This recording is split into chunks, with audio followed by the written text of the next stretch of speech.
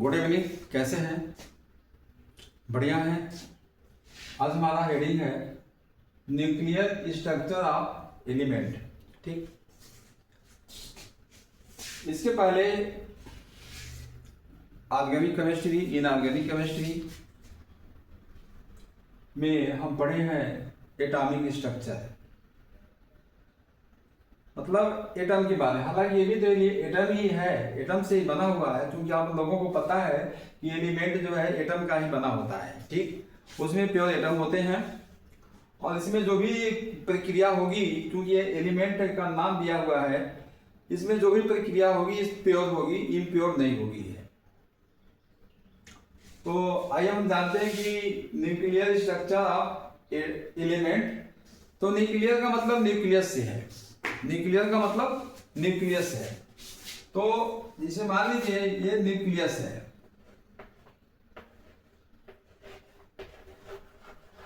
Nucleus. तो nucleus में proton और न्यूट्रॉन्स,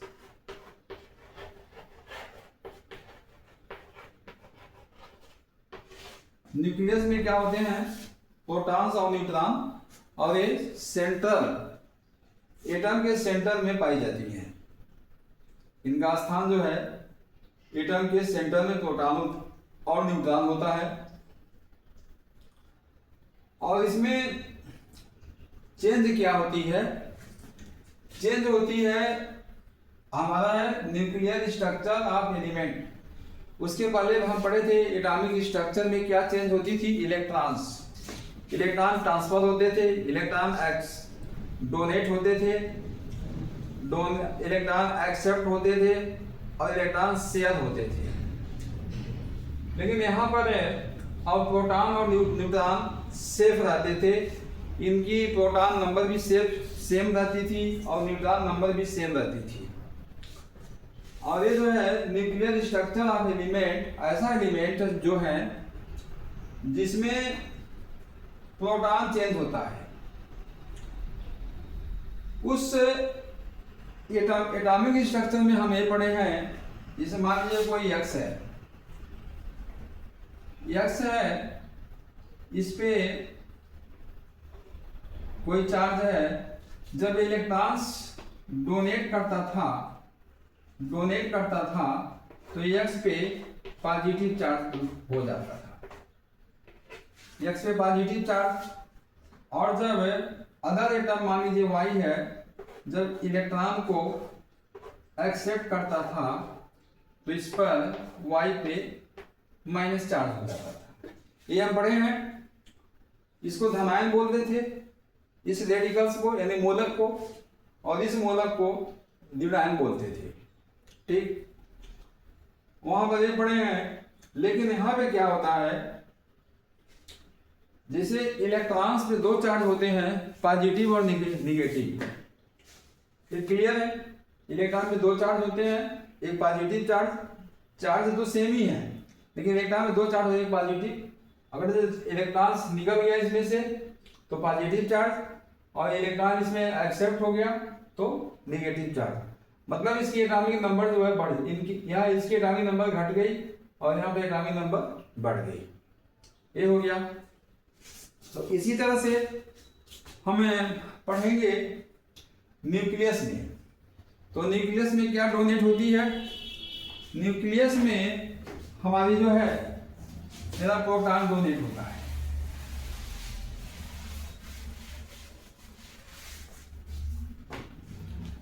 इलेक्ट्रॉन्स का ऐसा कोई फार्मूला नहीं है जो इन दोनों से रिलेटेड हो, न्यूट्रॉन और प्रोटॉन से।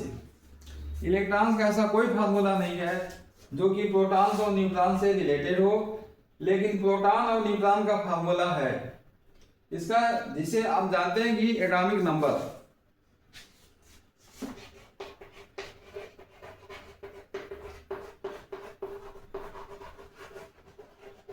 एटॉमिक नंबर इक्वल टू होता है number of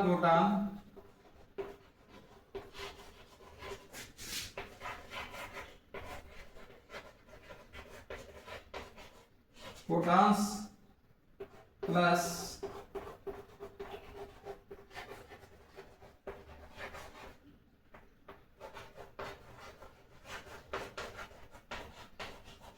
number of neutrons, इसको हम ए से रिप्रेजेंट करते हैं और इन दोनों और एटॉमिक प्रोटॉन को जेड से और इसको एन से।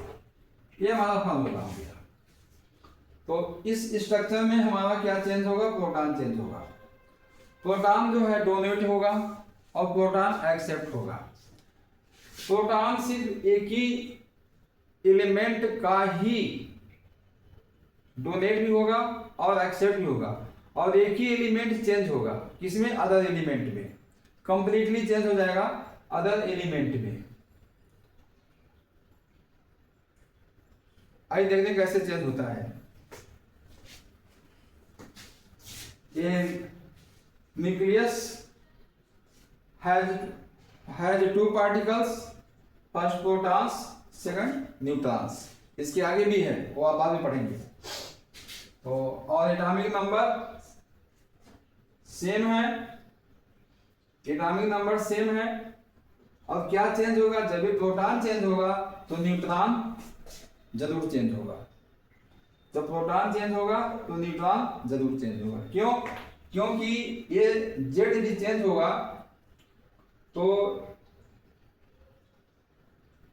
इसके चेंज होने से, जैसे मानिए तो न्यूट्रॉन से यदि ज्यादा हो गया तो न्यूट्रॉन कम हो जाएगा, यदि कम हो गया तो न्यूट्रॉन ज्यादा हो जाएगा।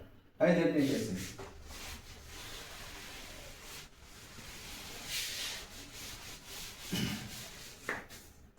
अब देखिए, फॉर एग्जाम्पल मैंने सोडियम लिया, सोडियम पर जितने प्रोटॉन होते हैं उतने इलेक्ट्रॉन होते हैं। 11 प्रोटॉन है, 11।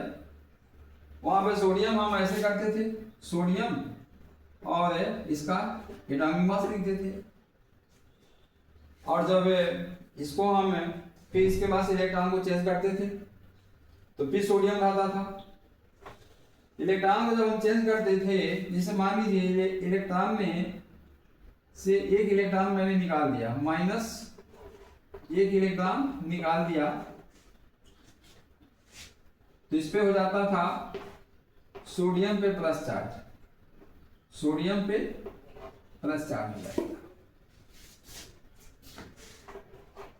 यहां सोडियम पे प्लस चार्ज हो जाता था, और सोडियम तो इलेक्ट्रॉन एक्सेप्ट करेगा नहीं, लेकिन यहां प्रोटॉन में ये प्रोटॉन जो है डोनेट भी होगा और एक्सेप्ट होगा। आइए देखते हैं। जब यही सोडियम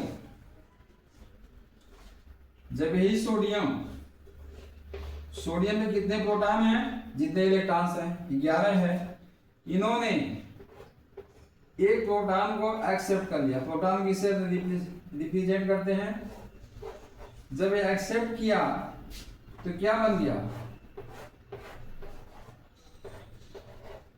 नहीं सॉरी, जब इन्होंने एक प्रोटॉन को डोनेट किया, मतलब निकाल दिया, जब इन्होंने निकाल दिया तो नियॉन बन गया, प्लस एक प्रोटॉन निकल गया। तो जब सोडियम से एक प्रोटॉन निकला तो नियॉन बदला, और जब सोडियम से एक इलेक्ट्रॉन निकला तो सोडियम आयन बना, सोडियम आयन बना। इसकी एटॉमिक नंबर सेम है और इसकी भी एटॉमिक नंबर दोनों की सेम है, लेकिन ये नियॉन है, ये सोडियम आयन है। यहां एक इलेक्ट्रॉन निकल रहा है और यहां पर एक प्रोटॉन निकल रहा है। जब इसको हम उधर माइनस लिखेंगे, कंफ्यूजन ना हो आप लोगों को, कंफ्यूजन ना हो, तो यहां पे प्लस इलेक्ट्रॉन लिख दिया। सोडियम में से एक इलेक्ट्रॉन निकला तो इस पर एक पॉजिटिव चार्ज आ गया, और जो सोडियम से एक प्रोटॉन निकला, एक प्रोटॉन जब निकल गया तो नियॉन बन गया। मतलब इसकी पूरी स्ट्रक्चर ही बदल गई, पूरा एलिमेंट ही चेंज हो गया। इसी को बोलते हैं न्यूक्लियर स्ट्रक्चर, इसी को बोलते हैं न्यूक्लियर स्ट्रक्चर। अब देखिए इसमें ये हो गया, और जब कोई एलिमेंट जब इलेक्ट्रॉन को एक्सेप्ट करता है, कोई एलिमेंट, जैसे मान लीजिए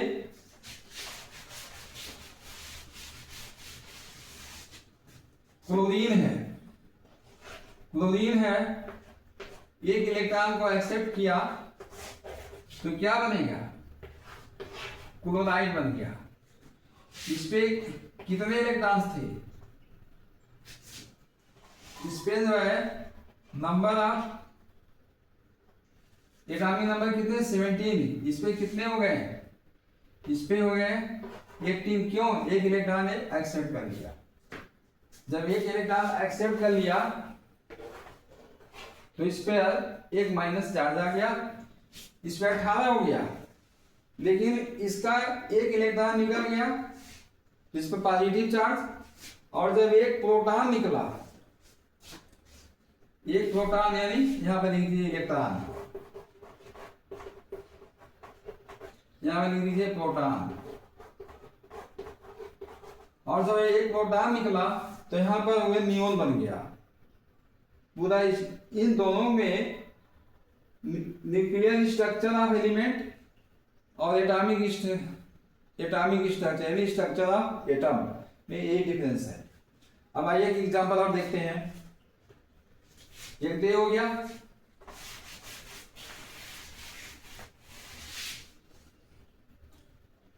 अब क्या हुआ, अब ये सोडियम आयन, यही सोडियम एक प्रोटॉन एक्सेप्ट कर रहा है, तो ये क्या बन गया, मैग्नीशियम। मैग्नीशियम में 12 क्या होते हैं, 12 प्रोटॉन और 12 इलेक्ट्रॉन होते हैं। अभी 12 बन गया, यानी यहां भी चेंज हो गया और यहां भी चेंज हो गया। मतलब सोडियम जब एक प्रोटॉन डोनेट किया तो इसकी स्ट्रक्चर हो गई नियोन, और जब एक प्रोटॉन एक्सेप्ट किया तो बन गया मैग्नीशियम, ये हो गया मैग्नीशियम। इसी को हम बोलते हैं न्यूक्लियर स्ट्रक्चर ऑफ एलिमेंट। इसके वजह से हम डिफाइन करते हैं आइसोटोप, आइसोबार और आइसोटोन डिसाइड करते हैं। और इसकी वजह से क्या डिसाइड करते हैं, आइसो इलेक्ट्रॉन्स।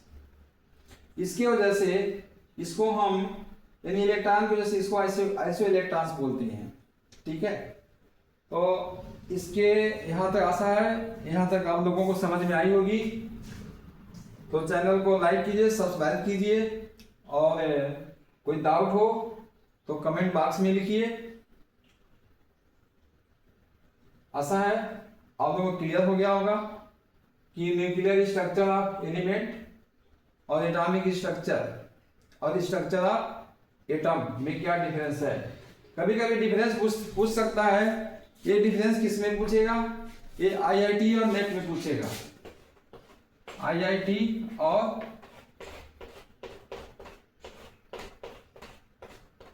नीट एग्जाम में पूछ सकता है किसकी वजह से एटॉमिक स्ट्रक्चर होती है, एटम की स्ट्रक्चर कैसे चेंज होती है, और किसकी वजह से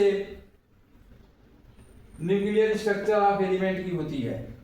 तो nuclear structure of element proton की वजह से, और एटॉमिक स्ट्रक्चर इलेक्ट्रॉन की वजह से। ये क्वेश्चन हो गया। दूसरी क्वेश्चन ये हो गई कि क्यों, इसको मैं मिटा दे, लिख लीजिए।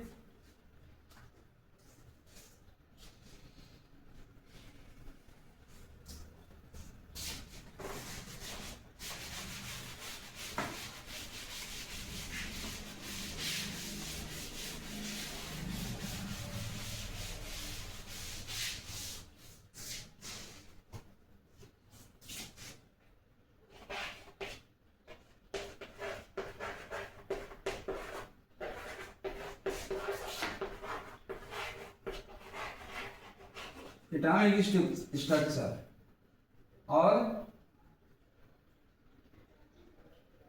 ये थोड़ा, हाँ, एटॉमिक स्ट्रक्चर या स्ट्रक्चर ऑफ, यदि हम इसको हटा देते हैं तो हमारा हो जाएगा स्ट्रक्चर ऑफ एटम।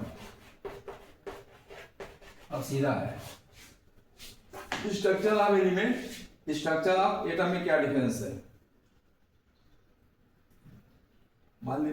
तो इसको बोलते हैं इसको बोलेंगे न्यूक्लियर स्ट्रक्चर ऑफ एलिमेंट, इसको बोलते हैं स्ट्रक्चर ऑफ एटम। ये जो है हमारा सीधे इलेक्ट्रॉन से रिलेटेड है, ये हमारा सीधे इलेक्ट्रॉन से रिलेटेड है, और ये जो है सीधे हमारा प्रोटॉन से रिलेटेड है। Number of proton number of electron से रिलेटेड है।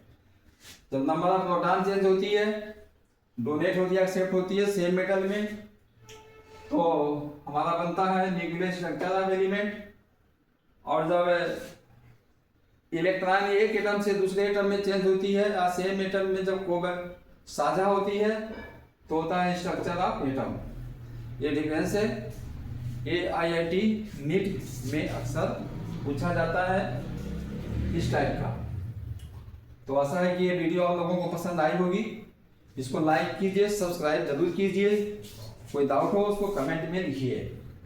अब इसके बाद हम नेक्स्ट में क्या पढ़ेंगे, रेडियो एक्टिव एलिमेंट।